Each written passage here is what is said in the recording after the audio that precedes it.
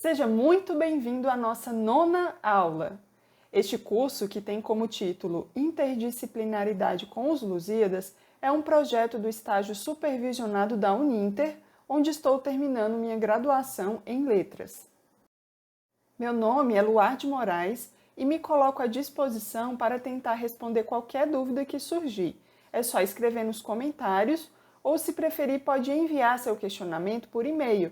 O endereço se encontra na descrição. Em nosso último encontro, falamos da transição do mundo antigo para o médio. Vimos o nascimento e crescimento de uma religião que passou de perseguida a exaltada. O cristianismo se tornou a única cultura que unificava a infinidade de feudos espalhados pelos domínios do antigo império. A cristandade falava várias línguas, habitava territórios com reis e guerreiros independentes, e ainda assim ela se expandiu ao longo da Idade Média por toda a Europa. Na aula de hoje, prosseguiremos pelo caminho que a educação percorreu na Idade Média. Entenderemos a lógica das artes liberais e o funcionamento das escolas. Veremos como as universidades surgiram e de que forma o saber foi desenvolvido naquela época. No livro A História da Educação na Idade Média, o autor divide esse período em 4 fases. Na primeira fase, registra-se a decadência escolar do mundo antigo, a implantação do monaquismo e a transmissão da cultura romana aos povos germânicos cristianizados. Vou abrir aqui um parênteses para explicar o que era monaquismo. Essa palavra deriva de mosteiro, que eram esses locais isolados, onde um grupo de sacerdotes se agrupava, decidia ir para lá para viver o resto das suas vidas em isolamento. Então, assim como existiam os feudos, que eram autossubsistentes, tinha também os monastérios, onde os monges, que eram clérigos, passavam toda a sua vida lá, desenvolvendo suas atividades, tendo a subsistência agrária, eles mesmos trabalhavam, cultivavam a terra e tinham o seu alimento. E também se dedicava às orações, aos estudos bíblicos e às cópias das escrituras sagradas e textos antigos. Fechando parênteses, na segunda fase assinalam-se os renascimentos ou renovações da cultura nos reinados de Carlos Magno, Alfredo o Grande e Otão. E cessaram também as invasões. Teve um aumento da população e grandes transformações econômicas. A organização do feudalismo e o renascimento do século XII também se deu nessa segunda fase.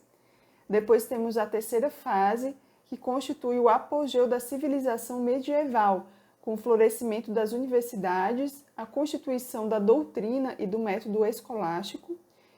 E, finalmente, a quarta fase corresponde ao final da Idade Média, com a decadência escolar e a crise da cultura do Ocidente. Segundo o autor do livro, essa é uma época agitada e convulsa em que entra a surgir o Renascimento, verdadeira Idade Média entre a primeira idade da civilização ocidental e a Europa moderna. De acordo com essa divisão, os 3 primeiros séculos foram marcados pela desestruturação da sociedade romana pelos povos germânicos, que acabaram por se miscigenar, criando a estrutura socioeconômica medieval. Ruy Nunes, que é o autor do livro História da Educação na Idade Média, faz a seguinte descrição. A mais ordinária das fábulas reza que a Idade Média foi uma idade das trevas, uma época de barbárie. Evidentemente, o termo trevas é apenas uma metáfora que serviria para designar a ignorância difusa e persistente num período de 1000 anos. Primeiro, releva notar que os historiadores ingleses costumavam assim denominar a primeira fase da Idade Média, quando os povos germânicos, disseminados e fixados em vários rincões do Ocidente, desarticularam as estruturas da sociedade romana, arruinaram as cidades, talaram as propriedades rurais e destruíram a rede escolar estabelecida pelo Império Romano do Ocidente.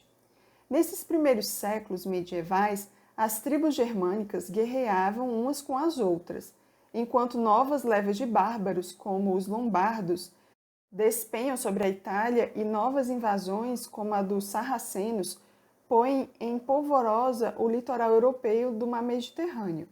Nessa época de profunda perturbação social, os mosteiros beneditinos são as únicas ilhotas de cultura onde ainda se escreve, copiam-se manuscritos, onde se lê, se estuda e se conserva o legado cultural dos romanos.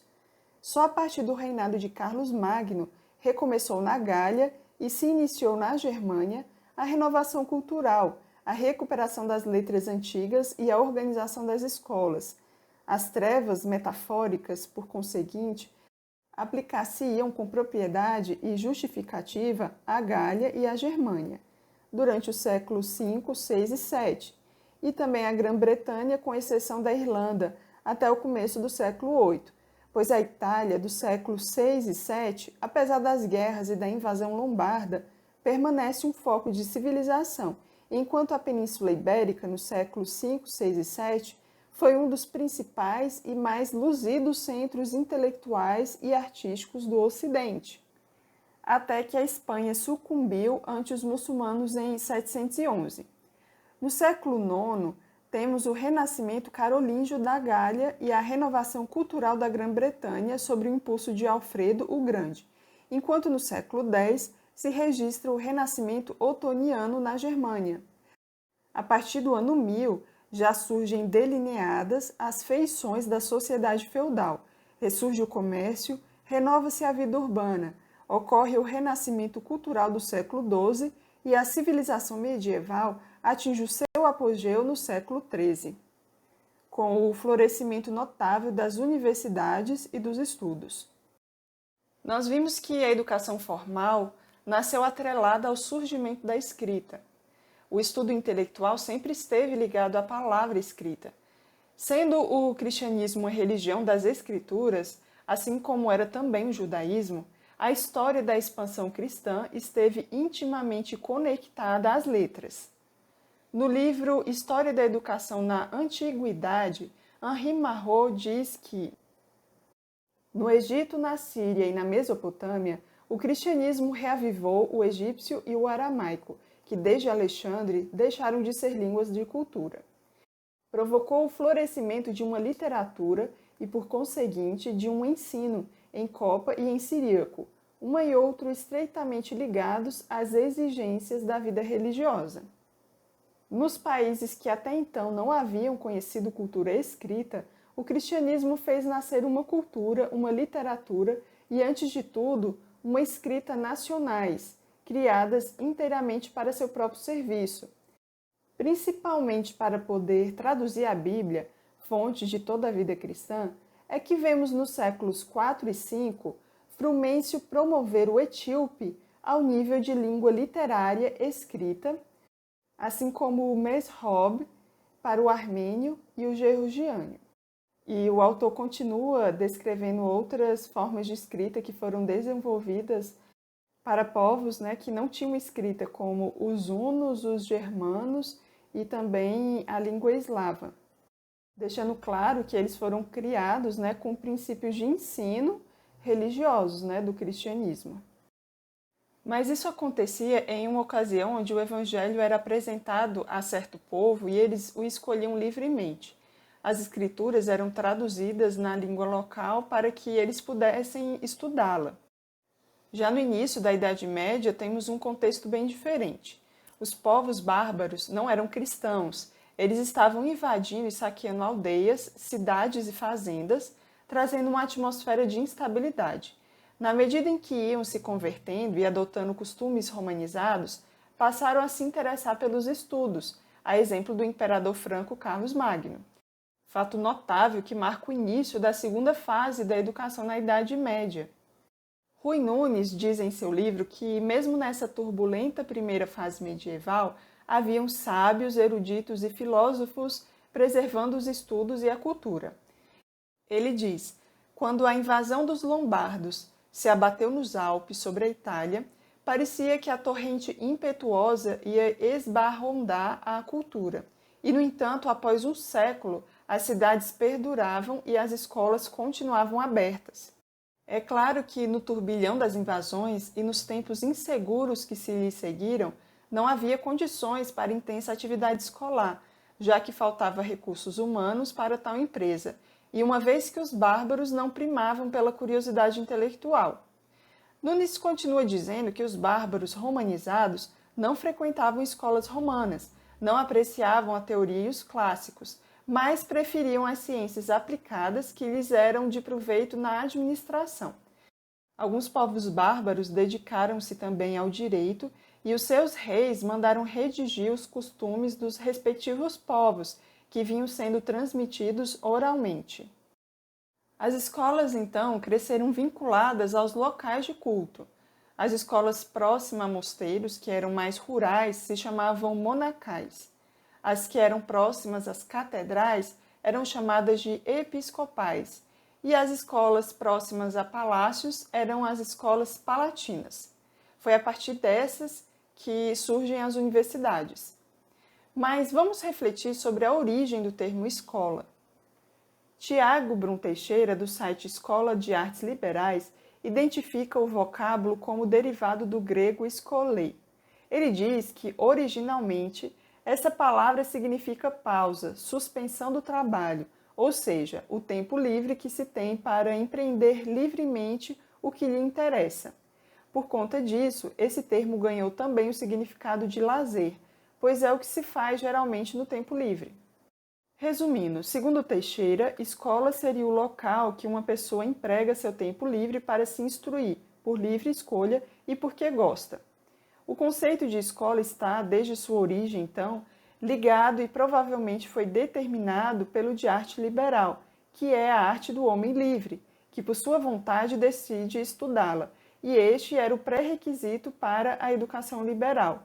Nem todos os homens eram livres ou dispunham de tempo livre, e dentre os que dispunham, nem todos escolhiam empreendê-lo na instrução das artes liberais. É essa a conclusão a que o Tiago Teixeira chega. Vamos então entender agora o que são essas artes liberais. Estamos acostumados a usar o termo arte como sinônimo de obras estéticas, principalmente pinturas. Mas vamos ver qual que é a definição do dicionário. A arte, então, é a habilidade ou disposição dirigida para a execução de uma finalidade prática ou teórica, realizada de forma consciente, controlada e racional. Conjunto de meios e procedimentos através dos quais é possível a obtenção de finalidades práticas ou a produção de objetos. Técnica. Sendo assim, podemos dividir as artes em 3 tipos, de acordo com sua finalidade. Primeiro, nós temos as artes aplicadas, que são aquelas destinadas à fabricação de ferramentas com utilidade e propósitos materiais determinados. Aqui se encontra o artesão, com sua habilidade em produzir martelos, cadeiras, espadas, camas e qualquer coisa que seja uma extensão e auxílio ao nosso corpo. É preciso criatividade para inventar ou melhorar esses objetos úteis, mas também é preciso inteligência para adquirir o conhecimento daquilo que já tinha sido inventado. Geralmente, os pais passavam para os filhos esse ensinamento. Era uma profissão herdada na maioria das vezes. A segunda categoria são as belas artes. Neste caso, não há uma utilidade prática, material e imediata para as necessidades do corpo. A pintura, escultura, dança, literatura, etc., alimentam e inspiram a alma de quem as pratica. Ela exige disciplina, inteligência e habilidade de quem as produz. E o propósito é tocar as emoções do receptor. Pode parecer supérfluo para quem acha que só o tangível é necessário, mas não há notícias de nenhum povo, mesmo na floresta ou ilha mais remota, que tenha existido sem expressões desse tipo de arte.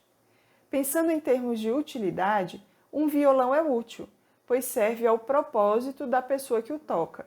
O violão é um meio, um instrumento para um fim. Já a música tocada no violão é inútil, pois não é um meio do caminho para nenhuma finalidade. Ela tem valor em si mesma. Seu propósito é existir.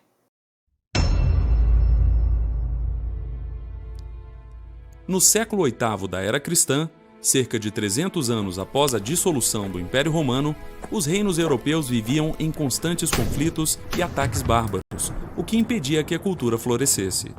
Nesta época, a antiga Inglaterra abrigou mosteiros beneditinos que foram fundamentais para a preservação da cultura da Idade Média. Esses mosteiros instituíram importantes bibliotecas e foram considerados os maiores centros intelectuais do mundo ocidental. Neste contexto, se destacou Alcuíno de York. Alcuíno, Alcuin ou Albinus, nasceu na Bretanha. Estudou, foi monge e abade de York, capital do reino da Nortúmbria. Alcuíno chegou a ser considerado o homem mais culto da época e foi convidado pelo rei Carlos Magno para fazer parte de sua corte, junto a outros importantes sábios e intelectuais. Se tornou diretor da Escola do Palácio e responsável pela instrução no reinado, conduzindo um programa de alfabetização popular, a cópia e a tradução de centenas de textos e a difusão das iluminuras e da minúscula Carolíngia. Para Alcuíno, o estudante deveria ser conduzido por degraus de ensinamentos até a sabedoria.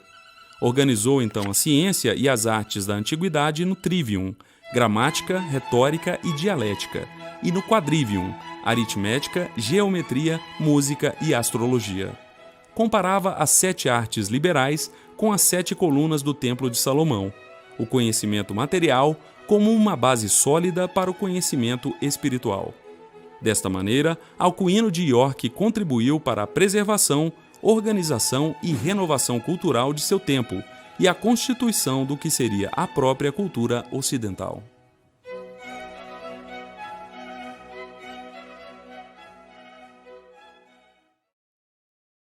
Por fim, temos as artes liberais, disciplinas criadas para proporcionar liberdade intelectual. Enquanto as duas primeiras saem do homem e se externalizam, as artes liberais têm o efeito de mudar a pessoa que delas se utiliza de forma permanente. A informação vem do lado de fora, é trabalhada dentro, na mente, transformando o estado inicial do homem. Há um aperfeiçoamento na pessoa que pratica as artes liberais. A divisão em trivium e quadrivium não é por acaso. No trivium temos as capacidades da linguagem pertinentes à mente. Com a lógica temos a arte de pensar, com a gramática a arte de inventar símbolos e combinar estes símbolos para expressar o pensamento. E com a retórica a arte de comunicar esse pensamento de uma mente à outra. Já o quadrivium são as artes da quantidade pertinentes à matéria. Mas aquela ideia da educação que estava implícita no trivium e no quadrivium, ou seja, alguém que vai para a escola para aprender as 3 artes da mente, a retórica, a lógica e a gramática, e as 4 artes das coisas, que são as 4 artes das coisas, são o quadrivium, é a aritmética, que lida com o número descontínuo, com o número discreto, portanto, a música, né, a sua aplicação, a geometria, que lida com o número contínuo, e a astronomia, sua aplicação. Essas são as 4 artes do quadrivium. São as 4 artes associadas às coisas, ao mundo das coisas que está em torno da pessoa. As 3 artes do trivium estão associadas à mente, e as 4 artes do quadrivium estão associadas às coisas. Ora, o que faz com esse conhecimento uma pessoa que os tenha obtido no processo de educação chamado 7 artes liberais? Apenas vive a sua vida melhor. Não há aí nenhuma implicação em alguma espécie de emprego, não há nenhuma garantia de reserva de mercado de nada, você não tem nenhum privilégio por ter feito isso, apenas a sua vida agora é uma vida de cultura. Você tem agora alguma coisa que os outros não têm, que é acesso a um grau maior de consciência da realidade, que é sua grande contribuição. Essa ideia associada à educação é que é impensável dentro do contexto dos regimes de ensino, porque os regimes de ensino não conseguem conceber isso, né? Os regimes de ensino acham que o que se faz é diplomar a pessoa. Diplomar a pessoa é autorizar publicamente, homologar publicamente alguma espécie de conhecimento que é exigido depois em alguma circunstância profissional. Então, você só pode ser ascensorista se você tiver diploma de 2º grau, que hoje em dia não chama mais 2º grau, chama ensino médio. não é isso? Mas por que é que o sujeito que quer ser ascensorista, ele não quer fazer segundo grau para poder ser ascensorista? Porque ele quer o emprego de ascensorista agora. Mesmo porque, todo mundo sabe, incluindo a moça dos recursos humanos que estabeleceu essa obrigatoriedade, que ninguém precisa ter segundo grau para apertar 12, 20 ou 30 números diferentes. Mas por que é que ele tem que fazer isso? Porque se o Departamento de Recursos Humanos for fazer uma seleção sem essa exigência, eles vão passar 20 anos analisando os candidatos, vai fazer uma fila daqui até São Bernardo do Campo de candidatos a serem ascensoristas, sobretudo se for uma empresa pública, em que se tem aí a perspectiva da indemissibilidade, enfim, da garantia de emprego. Então, o que é que se faz? Cria-se obstáculos de natureza fictícia, apenas para obrigar o sujeito, obrigar o número a diminuir, a murchar a quantidade de candidatos. No fundo, esse negócio chamado ensino não é alguma coisa que faz você progredir. É uma espécie de obstáculo que, se você não o vencer, você fica parado, fica prisioneiro do degrau anterior. Não tem absolutamente nada a ver com educação isso. Vocês compreendem? Que enquanto a gente não ouve o padre Ivan Illich, enquanto a gente não presta atenção no que ele diz, nós não entendemos nada em educação. Porque nós fazemos inconscientemente essa equação maluca de que ensino e educação é a mesma coisa, quando na verdade não são. A partir do século XI, aparecem as primeiras universidades. No livro A Ascensão das Universidades, Charles Homer diz que as universidades, assim como as catedrais e os parlamentos, são um produto da Idade Média. Os gregos e os romanos, por mais estranho que possa parecer, não tiveram universidades no sentido em que a palavra foi usada nos últimos 7 ou 8 séculos. Eles tiveram educação superior, mas os termos não são sinônimos. Sócrates, que era um grande professor, não oferecia diplomas, e o estudante moderno que sentasse aos seus pés durante 3 meses exigiria um certificado, algo tangível e externo que pudesse exibir como uma vantagem do seu estudo. É somente nos séculos XII e XIII que realmente surgem no mundo aquelas características tão marcantes da educação organizada com as quais estamos mais familiarizados. Todos aqueles mecanismos de instrução representados por faculdades, colégios, cursos, exames, formaturas e graus acadêmicos. Vamos ver agora como funcionavam as aulas nas universidades medievais. Olá, seja bem-vindo a mais um vídeo aqui no canal Estranha História. Meu nome é Henrique Caldeira, eu sou historiador, e nesse vídeo eu vou falar um pouco sobre como eram as aulas nas universidades medievais, qual que era mais ou menos a pedagogia, né, se tinha prova, esse tipo de coisa, e como é que era para conseguir um diploma, né, de bacharel, de mestre, doutor, ali no período medieval. Então, se você se interessa por esse assunto, já cliquei no gostei, se inscreva no canal e vamos pro vídeo. Então, para você entrar numa universidade, você tinha que ter um mestre que te aceitasse ali.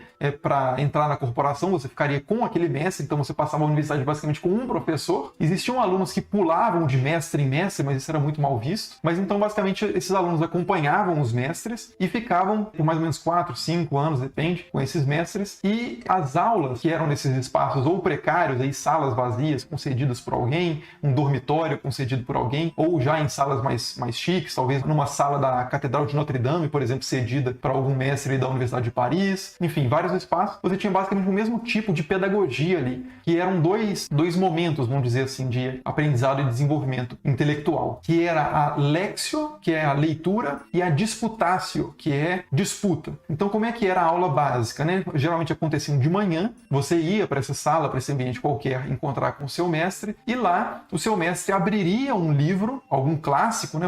Você tinha clássicos dessas áreas, você não precisaria de muitos livros, geralmente você seguia poucos autores consagrados, né? Então, por exemplo, Galeno na medicina, Euclides na geometria, Santo Agostinho na teologia. Então você tinha esses grandes mestres, essas grandes referências. Então você pegava um livro importante de um mestre desse, por exemplo, a Doutrina Cristã de Santo Agostinho, e o mestre ali, o professor, pegaria esse livro, abriria o livro e começaria a ler o livro, de capa a capa, preferencialmente. Isso é, inclusive, pedido pelos estudantes em alguns estatutos, né? Que o mestre não pule nenhum capítulo. Então, você tem esses livros sendo lidos e ao mesmo tempo que o mestre lê esses livros, geralmente os alunos nem sempre têm os livros, então é importante também essa leitura, e o mestre também vai dando exemplos, esclarecendo algumas passagens, né? Então é uma espécie de leitura comentada que se faz ali de um livro. Então não existia expectativa nenhuma de inovação, né, por parte daquele mestre, mas é claro que todo livro lido é sempre um novo livro, de certa forma, né? Então, como Tomás de Aquino leu Aristóteles, é diferente de como Avicena leu Aristóteles, que é diferente de como vários outros autores leram Aristóteles, né? Então, esse exercício simplesmente da leitura ele já cria uma certa inovação intelectual, mas nem tanto, né? Não é algo valorizado em si, a inovação, né? Mas então você tem essas leituras e esse é o momento básico da aula. Geralmente à tarde você tinha também aulas extras, são chamadas de aulas extraordinárias, que poderiam ser concedidas até por outros estudantes, e você tinha também as disputas, as disputatio, que são um momento em que os alunos, principalmente os mais veteranos ali, vão discutir alguma questão proposta pelo mestre. Então essas disputácios poderiam acontecer às vezes uma vez por ano, ou para alguns, como Tomás de Aquino, conduzia disputácios 2 vezes por semana. Então eu gostava muito de disputas, como se vê na Suma Teológica, inclusive a obra principal de Tomás de Aquino, né, em infinitos volumes, só o índice deve ter umas 200 páginas, em que ele discute uma infinidade de questões, colocando, né, fulano diz isso, mas Ciclano diz isso, Beltrano diz aquilo. Ah, mas as escrituras dizem tal coisa. A autoridade, Aristóteles, diz tal coisa. Logo, aí puxa várias conclusões, argumentos contra argumentos, e chega a uma conclusão, né? Cada artigo lá da Suma Teológica é assim, que é exatamente refletindo esse tipo de disputa, né? De expressão intelectual e formação intelectual medieval, desses espaços universitários, né? Então você tinha essas lexio e essas disputácios. Geralmente nos primeiros anos os alunos participavam das disputácios só ouvindo, e mais para frente eles eram encorajados a participarem de forma mais ativa. Não havia exames em geral nas universidades, você passava esses anos todos só participando das leituras e das disputácias, e chegando no final, se você quisesse ali um diploma, o diploma básico, que é o bacalariatus, né, de onde vem o nosso bacharelado, que nem era oferecido por todas as universidades, mas esse nível mais básico de formação, que é uma espécie de um prêmio para você ter chegado até o final e poder dizer que completou os estudos, alguma coisa desse tipo, né, um incentivo para os alunos ficarem mais tempo nas universidades. Esse bacalariatus, você fazia basicamente uma leitura de alguma coisa e estava bom, né? Era aprovado, recebia lá seu título. E recebia com isso, em alguns casos, a licentia docente, que é uma espécie de licenciatura também, né? Que é a autorização para dar aulas de filosofia e conhecimentos mais básicos, não na universidade, mas para outros alunos, né? Num período que a universidade já está monopolizando um pouco mais aí o conhecimento. Então você tem esse bacharelado e essa licenciatura, por assim dizer. E se você quisesse dar aula nas universidades, você poderia fazer um exame final um pouco mais complicado, mas que na verdade, se você estivesse fazendo o exame, você seria aprovado. O mais complicado é você ter a formação suficiente para ir de peito aberto para esse exame, né? Que é o exame de mestre ou doutor. Então você poderia se tornar um magíster ou um doctor. As palavras eram meio que sinônimos. Então o magíster ou o mestre e o doutor, o mestre é aquele que ensina, né? E doutor vem de doceo, né? De onde vem docente também, é aquele que transmite a doutrina, né? Então é aquele que ensina também. Doutor e mestre é basicamente sinônimos. Geralmente a palavra doutor era utilizada mais para o direito e para a medicina, e a palavra mestre era mais utilizada para as artes. Doutor, a teologia de vez em quando era uma ou outra, mas nesse início das universidades não são graus hierárquicos, né? Mestre e doutor depende do curso que você fez ou da universidade que te concedeu esse título, né? Então esse exame final é basicamente uma disputácio que você vai conduzir, você vai ser o protagonista ali daquela disputácio, e você vai ser louvado depois pela sua boa performance, vão enviar uma carta para os seus pais ou para o seu patrono falando que você é um grande mestre, as pessoas correm para te ouvir, e etc., com todos aqueles arroubos retóricos, e você vai obter esse grau e vai poder estudar, vai poder ensinar nas universidades também, né? Mas pouquíssima gente fazia esses exames finais, inclusive o bacharelado. A gente não tem muitos números para isso, mas nas universidades na Alemanha, onde hoje é a Alemanha, né, era mais ou menos 10% dos alunos diplomavam, né? O que não significa que eles falharam, significa que eles foram fazer outra coisa com o conhecimento que eles já tinham. Ter o diploma no final era meio que um dos caminhos possíveis da universidade. Para outros caminhos você não precisava de diploma nem de nada. Então você poderia passar a universidade inteira sem fazer nenhum exame qualquer. Então não havia provas, né? Esse exame final que eu comentei era bastante abrangente, e ele inclusive levava, o que é interessante, levava em consideração o histórico moral do aluno também. Então ele fez muita aprontou muito durante a universidade, então talvez ele não possa receber esse exame. É um período em que é muito diferente, né? Hoje a gente tem essa relação muito técnica com a universidade, né? Mas naquele período, para você ser considerado um mestre, você tinha que ter uma reputação ilibada e tal, porque não se dissociava tanto, né? O mestre como profissão e o mestre como pessoa, né? Era uma coisa só, então você tinha que ser perfeito em tudo. Então, basicamente, assim que se estudava nas universidades, assim que se formava nas universidades medievais.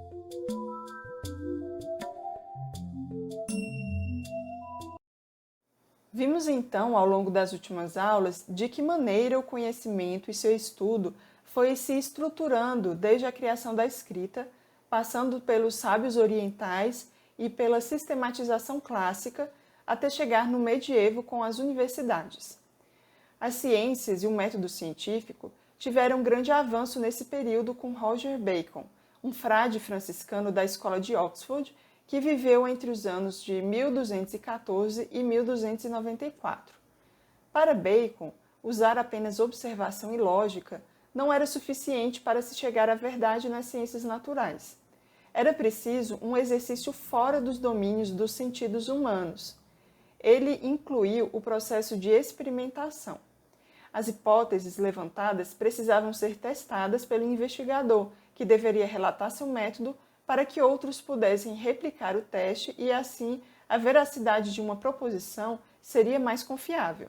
Essa é a essência do método científico.